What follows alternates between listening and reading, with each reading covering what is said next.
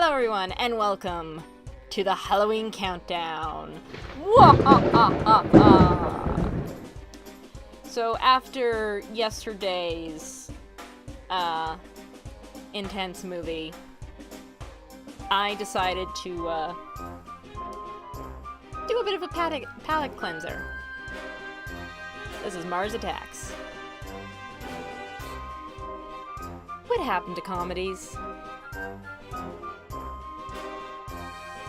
There's so much good in this comedy that made me realize just how bad comedies have gotten. This movie is so funny, it kept me laughing so much. And I'm pretty sure Tim Burton has psychic powers because it almost feels like this is a parody of the Alien movies that we have today. This isn't just a parody of the Alien movies way back in the past when it was first made. No, this is still pretty relevant. The jokes are still relevant. The CGI looks like it was supposed to look as fake and bad as possible when it was created. By the way, I'm gonna give major spoilers on this one because this movie is just too funny not to talk about.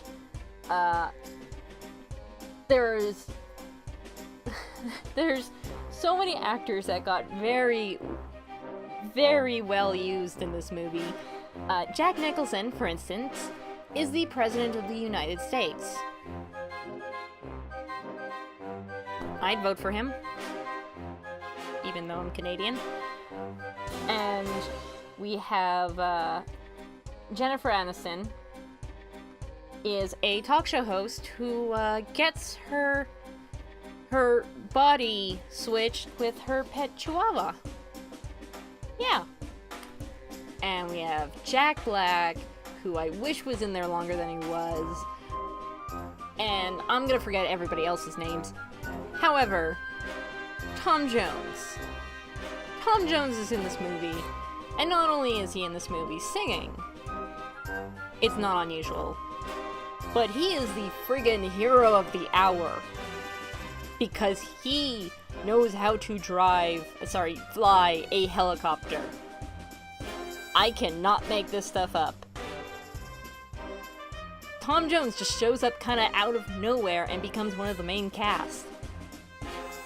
We think we're all introduced to the main cast at the beginning, but we're not. Tom Jones comes out to save the day. It's pretty awesome. And we have... So, this movie looks at... Okay, so now I'll talk about the actual storyline itself. So, Mars invades Earth, basically. And we are looking at the stories of several different people that kind of interlock with each other, some more than others. We've got we've got Jack Nicholson as president, who's trying to not cause a galaxy-wide incident. Intergalaxy internet, I guess? Incident, I guess? Internet. Yes, galaxy-wide internet. No. Galaxy-wide incident. And then we also have, like, this family that's divorced, and we talk to the dad we get to see the dad who's in Las Vegas during the invasion, trying to get back to his kids. The kids, by the way, through the power of video games, figure out how to shoot the Martians' laser guns. And they are very good at it. There is the news reporter, as I said, and also the science guy who tries to make peace with the Martians, and it ends so poorly. He gets played by Pierce Brosnan, and he plays his part straight, and Pierce Brosnan makes a really good straight man in comedies. Now we have also...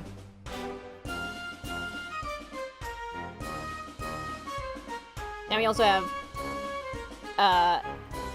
Jack Nicholson again as playing a second part.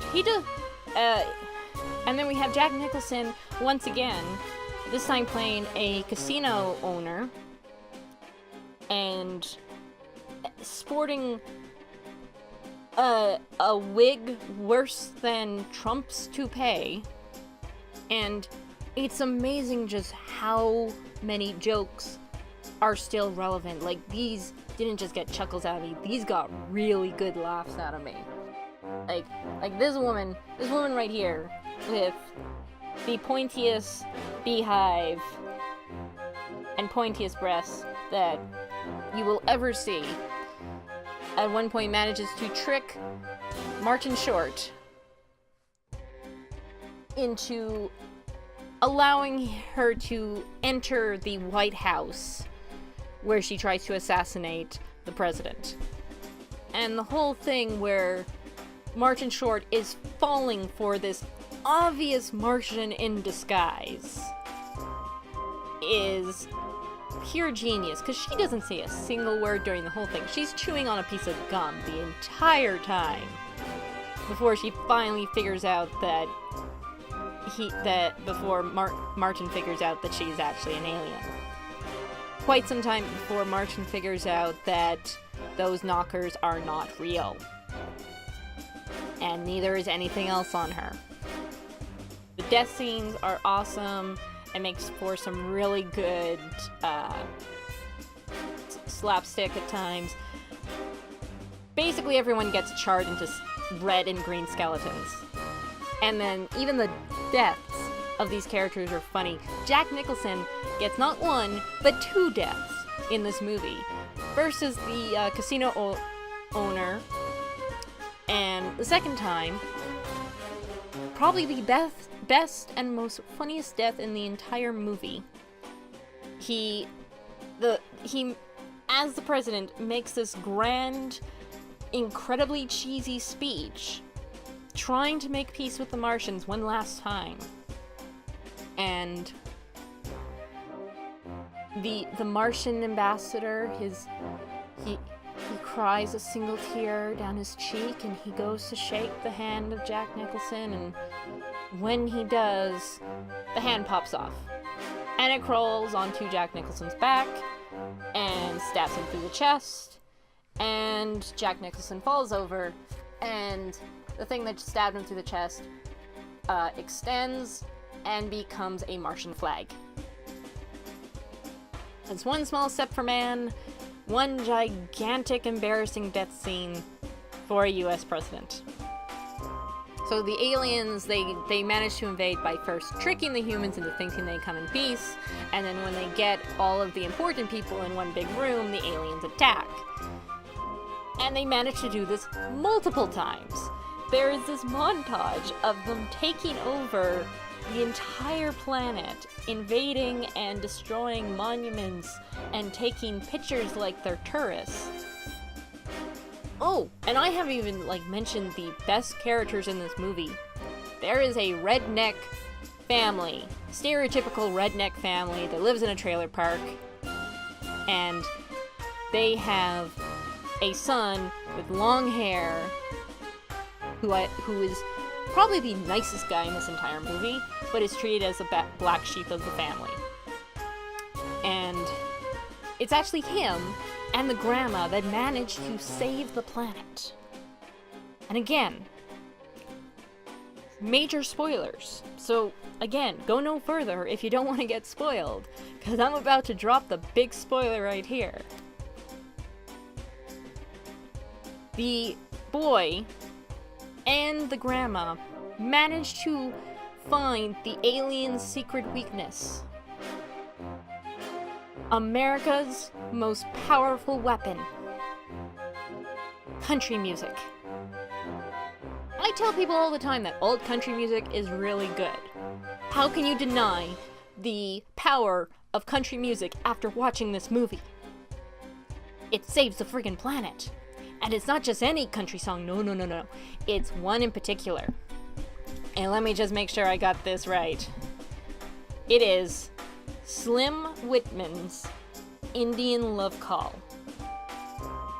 And then we get this grand montage of the of the invasion of the planet, and suddenly army tanks and army helicopters entering the scene of each of these destinations that are being attacked, blasting Indian Love Call at full volume, and we watch as all the Martians, their giant brains, end up exploding. And then we get this really great moment at the very end of the movie. We are seeing different people reunite with each other and stuff, but the best part is when Tom Jones and the people that he flew with in the helicopter exit out of a cave they were taking shelter in, along with various animals. Deer and squirrels and birds and turtles. Basically none of the animals we saw in this movie, all coming out like it's a Disney movie, and Tom Jones with a friggin' eagle on his arm starts singing.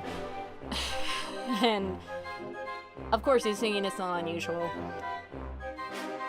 And then it fades to black, and my gosh, I believe there is intelligent life out there. I really hope that they don't think this is an example of our intelligence. And I really hope they don't think this is a good blueprint for future plans. Mars Attacks, everybody. So stupid, you gotta love it. Alright, everybody, that was my review of Mars Attacks. Remember to like, fave, subscribe, all that jazz. Remember to check out the Slug Lady Sketchlog if you want to see my written reviews. And I will see you guys next time. Bye-bye.